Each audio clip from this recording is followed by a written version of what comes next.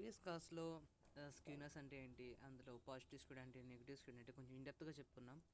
But last వీడియోలో cutouts గురించి basic information కదా, మూమెంట్స్ ఏంటో తెలుసుకునేటప్పుడు క్లాస్ స్టాప్ చేశాను. సో ఇన్ బ్రీఫ్ లాస్ట్ క్లాస్లో ఏం డిస్కస్ చేసాం ఓవరాల్గా. సో మీకు ఇలా ఒక ఫ్రీక్వెన్సీ డిస్ట్రిబ్యూషన్ ఇచ్చినప్పుడు అది positive skewed and negative skewed అని కనుక్కోవడానికి యాక్చువల్గా 2 మెజర్స్ ఉంటాయి. వన్, మీరు ఒక డయాగ్రామ్ వేలో రిప్రజెంట్ చేసి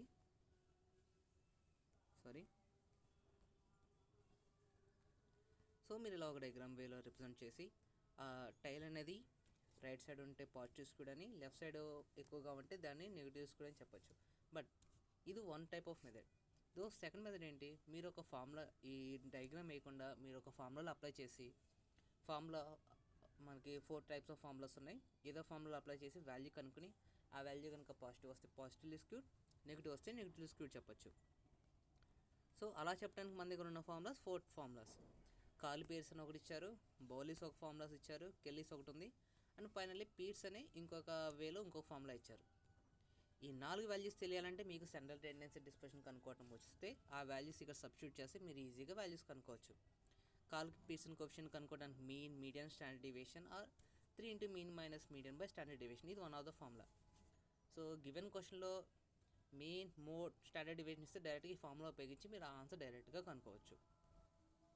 ఒకవేళ కనుక మీకు మీడియన్ కానీ క్వార్టర్స్ ఇన్ఫర్మేషన్ కానీ ఇస్తే మీరు డైరెక్ట్గా బౌలిస్ కోఎఫిషియంట్ స్క్యూనర్స్ ఫార్ములా యూజ్ చేసి డైరెక్ట్గా ఈ ఫార్ములా కనుక్కోవచ్చు. లేదంటే కెల్లీస్,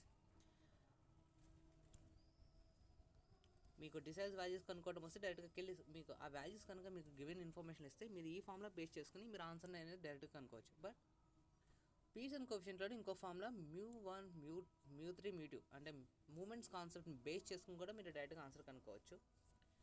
అదొకటి ప్రెజెంట్ సెంట్రల్ టెండెన్సీ డిస్పోజ్ చేసినా కానీ ఇది వాల్యూ తెలియటం కష్టమవుతుంది. సో ఇది అర్థం అవ్వాలంటే మూమెంట్స్. సో ప్రీవియస్ క్లాస్లో ఇంతవరకు మనం నేర్చుకున్నాం.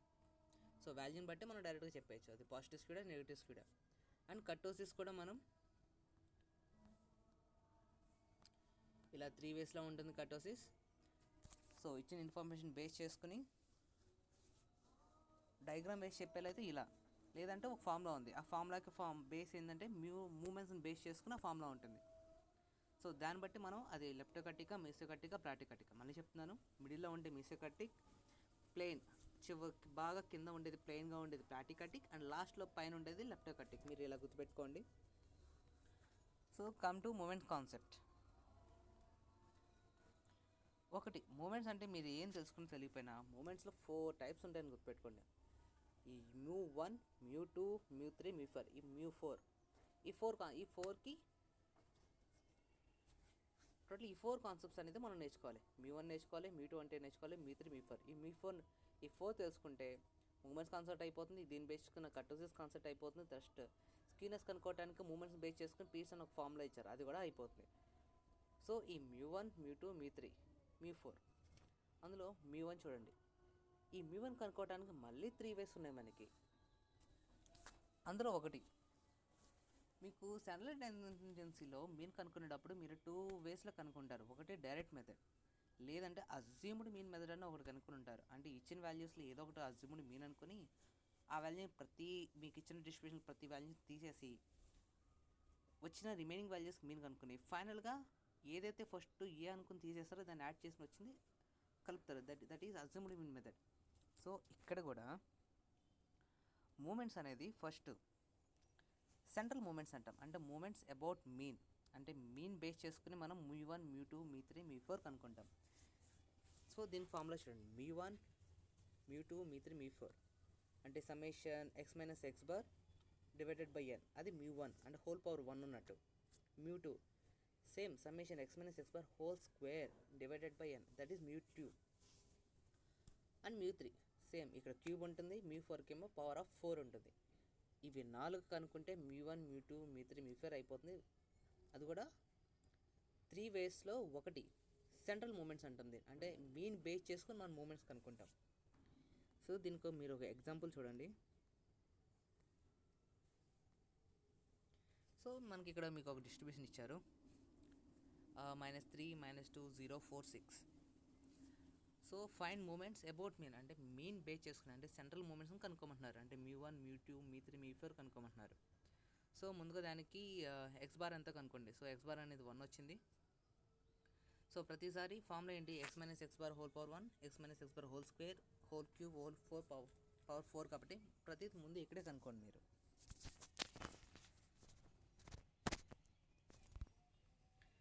So X minus 1 whole power 1 అన్న నార్మల్ అన్న ఒకటే. Next X minus 1 whole square అంటే వచ్చిన వాళ్ళు స్క్వేర్ చేసి వాల్యూస్ కనుక్కోండి. తర్వాత వచ్చిన వాళ్ళు క్యూబ్ చేసి వాల్యూస్ కనుక్కోండి. హోల్ పవర్ 4 చేసి వాల్యూస్ కనుక్కోండి. వీటికి సమ్మేషన్ వచ్చేస్తుంది మనకి. తర్వాత ఈ సమ్మేషన్ ఇక్కడ కాంట్రిబ్యూట్ చేసేయండి. సో μ1 అంటే summation X power minus X power whole power 1/n, అది ఆటోమేటిక్గా 0 వస్తుంది. ఎందుకు 0 వస్తుందంటే ఆల్రెడీ మనం కనుక్కున్నాం. సెంట్రల్ టెండెన్సీలో మెయిన్ కొన్న వన్ ఆఫ్ ద ప్రాపర్టీ ఏంటంటే the sum of deviations from mean from all the observation is 0. That is main property. అంటే mean నుంచి ఒక డిస్ట్రిబ్యూషన్ మీన్ కనుక్కుంటారు కదా, ఆ మీన్ని మీకు ఇచ్చిన ప్రతి డిస్ట్రిబ్యూషన్ ఉన్న ప్రతి వాల్యూలో నుంచి ఆ మీన్ తీసేస్తే అల్టిమేట్గా వచ్చే ఆన్సర్ వాల్యూ 0 అవుతుంది. So that why it's 0. And మీ 2 12 వచ్చింది, మీ 3 12 అండ్ మీ 4 208.8. ఇలా మీరు మూమెంట్స్లో ఒక కాన్సెప్ట్ అంటే మీన్ బేస్ చేసుకుని ఒకటి కనుక్కోవచ్చు. దీని వాల్యూస్ ఇవి. ఇంకోటి అజ్యూమ్డ్ మీన్ మెథడ్ అంటే మనం సెంట్రల్ టెండెన్సీ కనుక్కున్నాము. సేమ్ ఇక్కడ కూడా ఇంకొక అది సెకండ్ మెథడ్. సో ఇచ్చిన వాల్యూస్లో ఏదో ఒకటి మనం అజ్యూమ్డ్ మీన్ అనుకుంటాం. దాన్ని బేస్ చేసుకుని కూడా మనం μ1 μ2 μ3 μ4ని రిప్రజెంట్ చేయొచ్చు.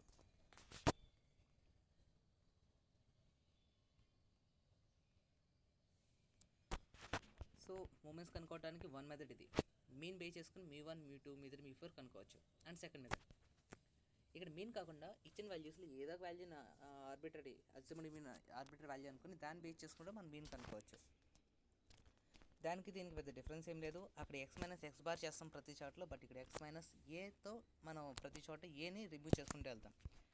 సో దీనికి ఒక ఎగ్జాంపుల్ చూడండి, మీరు మీకు ఈజీగా అర్థమవుతుంది. So find moments about a is equal to 5. So ఇక్కడ ఈ క్వశ్చన్ చూడండి, ఇక్కడ మీరు అబౌట్ మీన్ అడిగారు అంటే moments but with mean base చేసుకుని కనుక్కోమన్నారు. బట్ ఇక్కడ మూమెంట్స్ కనుక్కోమన్నారు, బట్ అజ్యూమ్డ్ మీన్ అది 5 అనుకోమన్నారు. సో ఇచ్చిన వాల్యూస్లో 5 8 7 4 6లో 5, బట్ ఇక్కడ 5 8 7 6 కాకుండా సపోజ్ ఇక్కడ 3 అనుకోండి. Suppose find moments about a is equal to 3 అనుకోమనైనా మిమ్మల్ని వాల్యూ కనుక్కోవచ్చు. సో మిమ్మల్ని మూమెంట్స్ కనుక్కోమనొచ్చు. సేమ్ ఎక్స్ వాల్యూస్ ఉన్నాయి. ముందు దీనికి అజ్యూమ్డ్ మీన్ 5 అనుకోండి. అంటే ఇక్కడ ఎక్స్ బార్ కనుక్కునే మీకు పని లేదు. డైరెక్ట్గా ప్రతి వాల్యూలో నుంచి అజ్యూమ్డ్ మీన్ మనం 5 అనుకుని ప్రతి వాల్యూ రిమూవ్ చేసుకుంటే వెళ్ళండి. ఎక్స్ మైనస్ 5 అంటే 4 మైనస్ 5 -1 4 మైనస్ 5 మైనస్ 5 0 6 మైనస్ 5 1. అలా ఎక్స్ మైనస్ ఏ కనుక్కున్న తర్వాత దీనికి తర్వాత స్క్వేర్ కనుక్కోండి. అలా cube in the same way power 4. వీటన్ని వాల్యూస్ మీకు వస్తాయి. బట్ ఇక్కడ మీరు రిప్రజెంట్ ఏం చేస్తారంటే, ఇప్పుడు సపోజ్ సెంట్రల్ టెండెన్సీని బేస్ చేసుకుని μ1 కనుక్కుంటే డైరెక్ట్గా μ1 μ2 μ3 పెట్టేయండి. సో ఇది మన క్లారిఫికేషన్ కోసం. అదే మీరు అజ్యూమ్డ్ మీన్ ఒక ఆర్బిటరీ వాల్యూని బేస్ చేసుకుని మూమెంట్స్ కనుక్కుంటే μ1 బ్రాకెట్లు ఏ అంటే మన ఒక క్లారిఫికేషన్ కోసం. అంటే అది సెంట్రల్ టెండెన్సీని బేస్ చేసి కనుక్కున్నామా, అదర్వైజ్ ఒక ఆర్బిటరీ వాల్యూని బేస్ చేసి కనుక్కున్నామా అని తెలియటం కోసం ఇక్కడ μ1 ఏ. మీకు కొన్ని బుక్స్లో పైన డాష్ ఇస్తారు, μ1 డబుల్ డాష్ μ1 సింగిల్ డాష్ అని. అంటే అది మన ఒక ఎవరి క్లారిఫికేషన్ కోసం వాళ్ళు గుర్తుపెట్టుకునే వాల్యూస్, అలా సింబల్స్ అంతే అవి. సో ఇక్కడ సేమ్ అక్కడ ఎక్స్ బార్ ఇక్కడ ఏ, అదొక్కటే డిఫరెన్స్. దీన్ని బేస్ చేసుకుని కూడా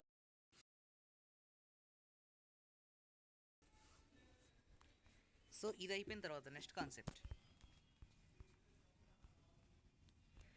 ఫైనల్గా మూమెంట్స్ అబౌట్ ఆరిజిన్ అంటాం. దీన్ని మనం రా మూమెంట్స్ అంటాం. ఇక్కడ అసలు ఆ పని కూడా లేదు. అంటే పైన ఎక్స్ మైనస్ ఎక్స్ బార్ చేస్తాం, లేదంటే ఆర్బిటరీ వాల్యూ అయితే ఎక్స్ మైనస్ ఏతో అజ్యూమ్డ్ వాల్యూని మనం డివైడ్ చేసుకుని వెళ్తాం. బట్ ఇక్కడ అది పని కూడా లేదు. ఇచ్చిన వాల్యూస్తోనే డైరెక్ట్గా చేసేయచ్చు. ఈ వాల్యూ 1 సెకండ్ ఇది చూపిస్తాను.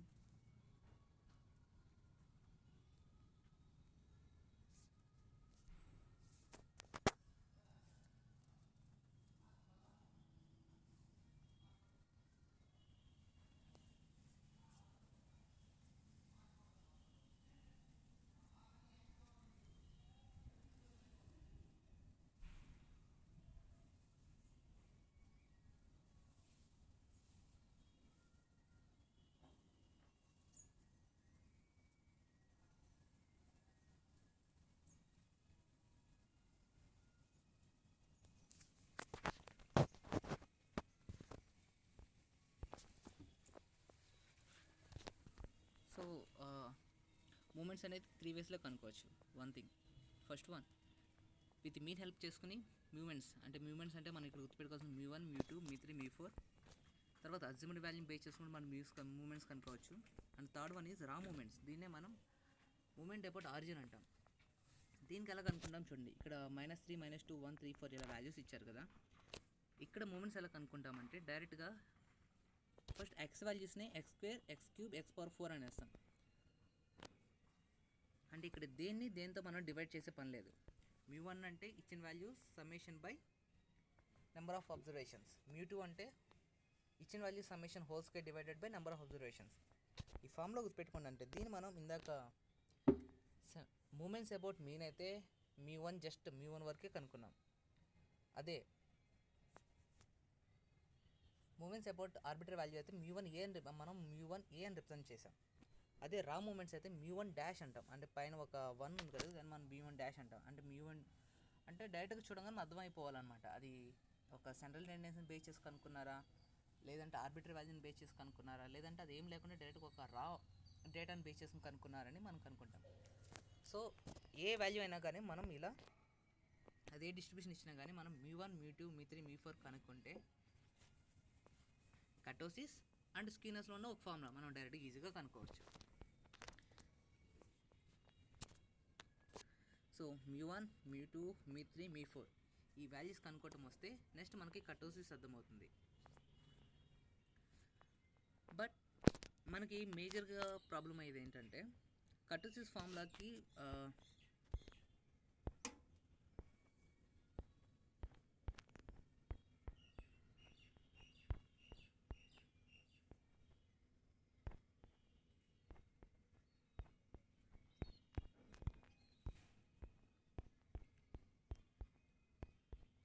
Sorry for delay.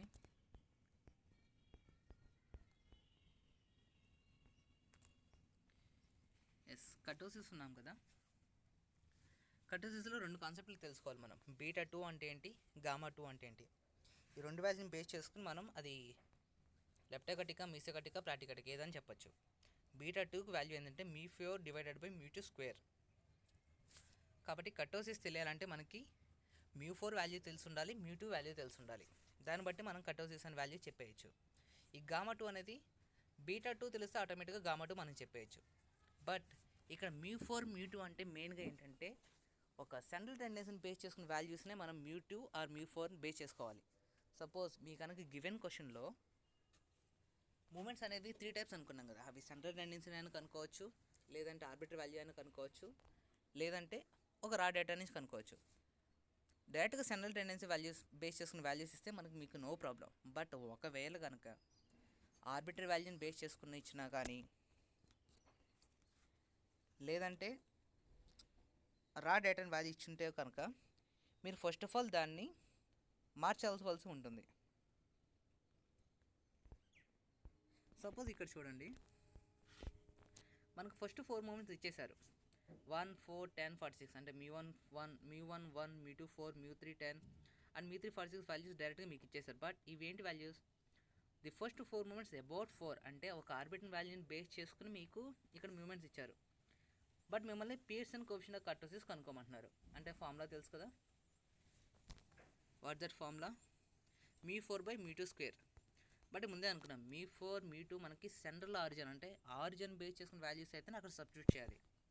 అటువంటిప్పుడు ఏం చేయాలంటే మనకి ఇక్కడ ఇంకొక 4 ఫార్ములాస్ అనేది మనం తెలుసుకుని ఉండాలి. అంటే ఒక ఆర్బిటరీ కానీ రా డేటా కానీ ఇస్తే దాని సెంట్రల్ ఆరిజిన్ వాల్యూస్ కనుక్కోవటం ఎలా, ఆ వాల్యూస్ కనుక్కోవాలంటే మనం గుర్తుపెట్టుకోవాల్సిన 1 second.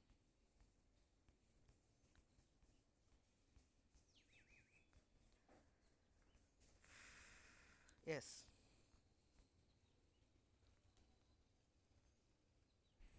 Conversion of moments about arbitrary value or raw moment to central moments. So given question కనుక ఆర్బిటరీ వాల్యూస్ ఇచ్చినా రా మూమెంట్స్ ఇచ్చినా కానీ మీరు దాన్ని సెంట్రల్ టెండెన్సీ వాల్యూ మార్చుకోవడానికి ఫార్ములాస్ ఇవి. So μ1 is always 0. μ2 వాల్యూ ఏంటంటే మీకు μ2a అంటే μ2aలో నుంచి -μ1a హోల్ స్క్వేర్. తర్వాత μ3 అంటే μ3 ఆర్బిటరీ వాల్యూ -3 × μ1a అంటే ఆర్బిటర్ వాల్యూ యొక్క 3 ఇంటూ μ1 ఇంటూ μ2 ప్లస్ 2 μ1 ఏ క్యూబ్. సో ఈ ఫార్ములాస్ మీరు గుర్తుపెట్టుకోండి, చేసే తప్పదు, ఈ ఫార్ములాస్ గుర్తుపెట్టుకోవాలి. But most of the times ఇంత అడిగినా అడగచ్చు, ఒక నెట్ పాయింట్ ఆఫ్ వ్యూ అడగచ్చు, బట్ ఏఎస్ వర్క్ ఎంత హార్డ్గా అడగకపోవచ్చు. దీన్ని ఎలా కన్వర్ట్ చేస్తారు చూడండి.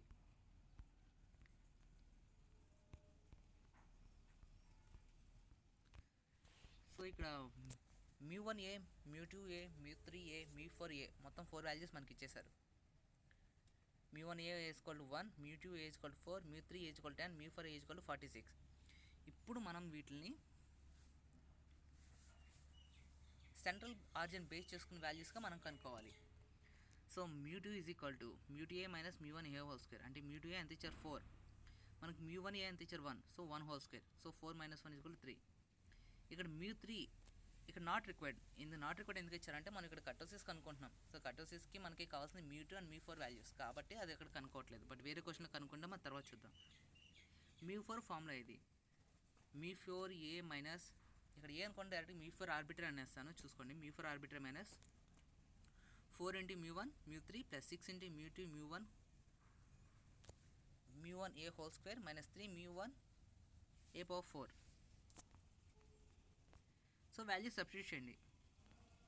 సో μ4 ఏ ఆర్బిట్రరీ వాల్యూ ఎంత ఇచ్చారు మనకి 46 మైనస్ 4 ఇంటూ μ1 ఏ ఎంత ఇచ్చారు 1, తర్వాత μ3 ఎంత ఇచ్చారు 10 ప్లస్ 6 ఇంటూ μ2a 4 ఇంటూ μ1 ఏ ఎంత ఇచ్చారు 1 హోల్ స్క్వేర్ కనుక్కోవాలి. తర్వాత 3 ఇంటూ μ1 ఏ ఎంత ఇచ్చారు 1 హోల్ పవర్ 4 కనుక్కోవాలి. సో ఇలా వాల్యూ సబ్స్టిట్యూట్ చేసి వచ్చిన వాల్యూని మనం μ4గా రిప్రజెంట్ చేయాలి.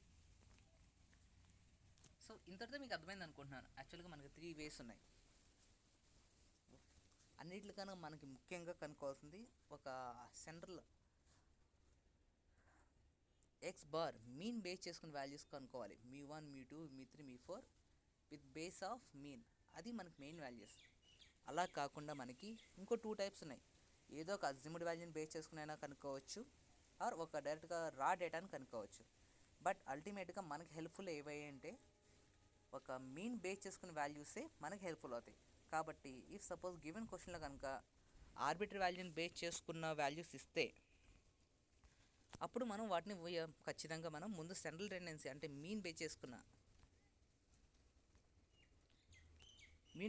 వాల్యూస్లోకి మార్చిన తర్వాతే మనం కటోసిస్ కనుక్కుంటాం. అలాగే స్క్యూనెస్లో ఉన్న లాస్ట్ ఫామ్లో కూడా మనం వాల్యూ కనుక్కోవచ్చు.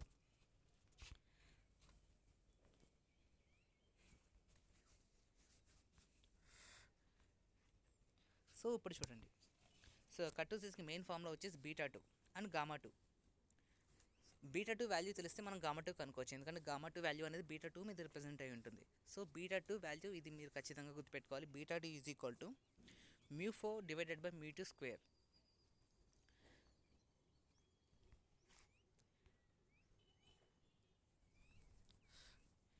సో μ4 వాల్యూ కనుక్కుంటాం అండ్ μ2 వాల్యూ కనుక్కుంటాం. ఇక్కడ ఒకటే గుర్తుపెట్టుకోండి, ఇచ్చిన వాల్యూ కనుక β2 అనేది ఈక్వల్ టు 3, ఎగ్జాక్ట్గా ఈక్వల్ టు 3 ఉంటే దట్ ఈజ్ మిడిల్లో ఉన్నట్టు మీసికటిక్. అదే మోర్ దాన్ ఉంటే పైన ఉన్నట్టు, లెస్ దాన్ ఉంటే కింద ఉన్నట్టు, అలాగే గుర్తుపెట్టుకోండి. సో β2 వాల్యూ కనుక ఎగ్జాక్ట్గా 3 ఉంటే దట్ మీసోకటిక్ షేప్లో ఉన్నట్టు. β2 వాల్యూ కనుక మోర్ దాన్ 3 ఉంటే దట్ ఈజ్ లెప్టోకటిక్ కర్వ్లో ఉన్నట్టు. అది β2 వాల్యూ కనుక 3 కన్నా తక్కువ ఉంటే దట్ ఈ బాగా చివరిన కింద ప్లాటికటిక్ కర్వ్లో షేప్లో ఉన్నట్టు. సో ఇక్కడ చూడండి, దీని వాల్యూస్ మనకి μ4 ఎంత వచ్చింది 27 వచ్చింది, డివైడెడ్ బై μ2 ఎంత వచ్చింది 3, so 3 whole square. So 27/9 3. So ఈ వాల్యూ ఎంత వచ్చింది ఎగ్జాక్ట్గా 3. So that why it is call మిడిల్లో ఉంది మీసోకటిక్ కర్వ్. ఇక్కడ ఇంకొక డిస్ట్రిబ్యూషన్ చూడండి. ఇక్కడ కూడా మనకి ద ఫస్ట్ 4 మూమెంట్స్ అబౌట్ 4 ఇచ్చారు, అంటే ఆర్బిట్రరీ వాల్యూస్ని బేస్ చేసుకుని మనకు μ1 μ2 μ3 μ4 ఇచ్చారు. ఇప్పుడు వీటిలో మనం ఫస్ట్ సెంట్రల్ టెండెన్సీ ఒక మీన్ బేస్ చేసుకున్న మూమెంట్స్ మనం కనుక్కుంటాం. μ2 μ4 కనుక్కుంటాం. సో వాల్యూ సబ్స్టిట్యూట్ చేస్తే మీకు ఆన్సర్ ఎంత వచ్చింది 1.12. So that is it is less than 3, కాబట్టి ఇట్ ఈస్ లీస్ట్ బాగా కింద ఉంటుంది, అంటే ప్లెయిన్గా ఉంటుంది. So that is it is call platykurtic. So comment చూడండి, డిస్ట్రిబ్యూషన్ ఈస్ ప్లాటికటిక్.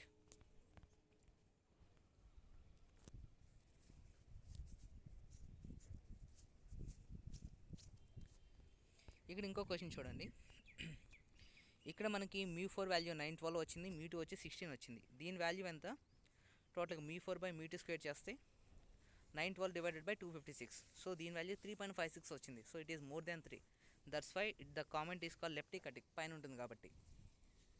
సో మళ్ళీ ఈ బీటా 2 ఉంది కదా, మళ్ళీ గామా 2 ఎందుకంటే ఏదో ఫామ్లో ఇవ్వాలి కాబట్టి ఇచ్చారు. సో బీటా పాయింట్ ఆఫ్ వ్యూలో చూసుకుంటే మనం 3ని బేస్ చేసుకుంటాం. 3 కన్నా ఎక్కువ ఉంటేనేమో లెప్టికటిక్ అని, 3 కన్నా తక్కువ ఉంటేనేమో మిసెకటిక్ అని. బట్ గామా 2 ఫార్ములాని బీటా 2 మైనస్ 3.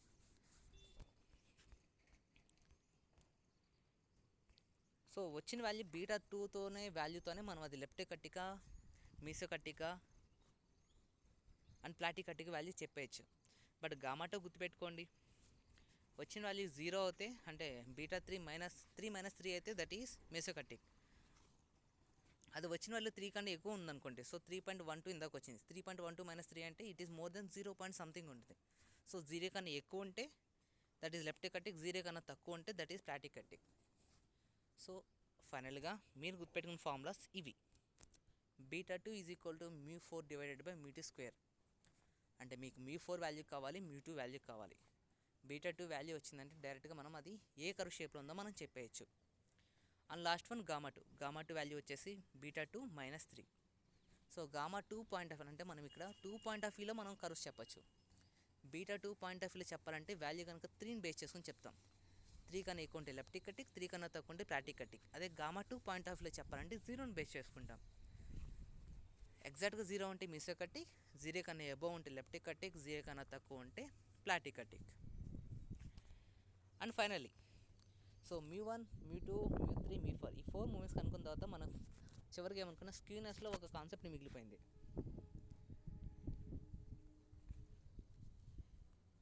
1 సెకండ్, అది ఎక్కడుంది?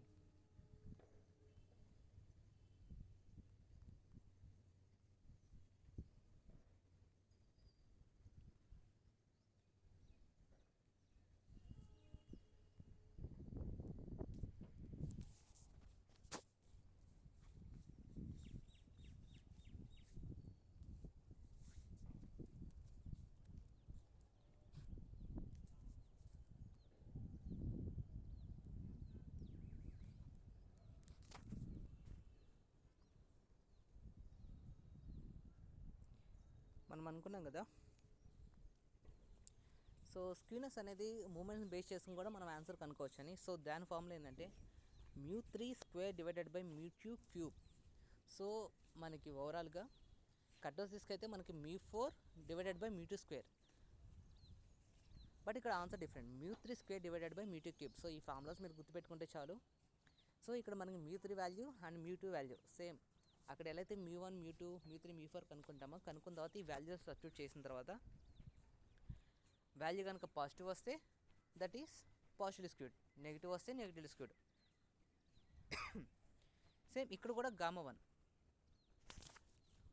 ఇక్కడ మీరు కన్ఫ్యూజ్ అవ్వద్దు. బీటా 1 వచ్చేసి మీకు స్క్యూనెస్ పాయింట్ ఆఫ్ వ్యూలో చెప్తుంది, బట్ బీటా 2 వచ్చేసి కటోసిస్ పాయింట్ ఆఫ్ వ్యూలో చెప్తుంది.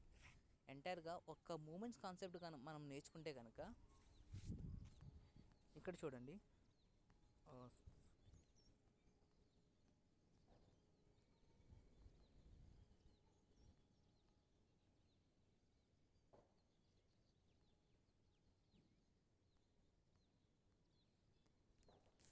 వన్ థింగ్, యాక్చువల్గా మనం ఇప్పుడు దాకా మూమెంట్స్లో 4 టైప్స్ ఉంటాయి అనుకుంటున్నాం కదా, μ1, μ2, μ3, μ4 అని. ఈ 4 మూమెంట్స్ కనుక్కుంటే మనం ఇప్పుడు దాకా నేర్చుకున్న సెంట్రల్ టెండెన్సీ, తర్వాత డిస్పర్షన్, తర్వాత స్క్యూనెస్, తర్వాత కటోసిస్, ఈ 4 కాన్సెప్ట్ల గురించి డైరెక్ట్గా మనం ఆన్సర్ చెప్పేయచ్చు. ఒక డిస్ట్రిబ్యూషన్ అది ఎలా ఉంది ఏంటి అని చెప్పి. μ1 ఎప్పుడు మనకి సెంట్రల్ వాల్యూ గురించి చెప్తుంది, mean value. And second moment అనేది మనకు వేరియన్స్ పాయింట్ ఆఫ్ వ్యూలో డిస్క్రైబ్ చేస్తుంది. అండ్ μ3 చూసాం కదా, స్క్యూనెస్కి ఫార్ములా ఏంటి, μ3 స్క్వేర్ డివైడెడ్ బై μ2 క్యూబ్. కాబట్టి μ3ని బేస్ అయి ఉంటుంది కాబట్టి థర్డ్ మూమెంట్ అనేది స్క్యూనెస్ని బేస్ చేసుకుని చెప్తుంది. అండ్ ఫోర్త్ మూమెంట్ వచ్చేసి కటోసిస్ పాయింట్ ఆఫ్ వ్యూలో మనకు కటోసిస్ అంటే ఆ కర్వ్ ఒక షేప్ని చెప్పేస్తుంది. సో ఫార్ములాస్ అనేది నీట్గా చూడండి, కన్ఫ్యూజ్ అయితే అవ్వద్దు. ఇక్కడ లాస్ట్ చూడండి, ఇచ్చిన వాల్యూస్ కనుక ఆర్బిటరీ రా డేటాలు ఇస్తే దాన్ని మనం ఖచ్చితంగా ముందుగా మూమెంట్స్ అబౌట్ ఆరిజిన్ బేస్ చేసుకుని, అంటే మూమెంట్స్ అబౌట్ ఆరిజిన్ అంటే మీ1 మీ2 మీ3 మీ4 వాటిని కనుక్కున్న తర్వాతే మనం ఈ స్క్రీనర్స్ కాన్సెప్ట్లో కానీ కటోసిస్ కాన్సెప్ట్లో కానీ ఇంప్లిమెంట్ చేయాల్సి ఉంటుంది. సో మీరు మెయిన్గా ఫార్ములాస్ గుర్తుపెట్టుకోండి. తర్వాత ఒక వీడియోలో ఒక 5 to 6 క్వశ్చన్స్ ప్రాక్టికల్గా ఎలా అడుగుతారనేది సపరేట్ వీడియో చేస్తాను. Thank you.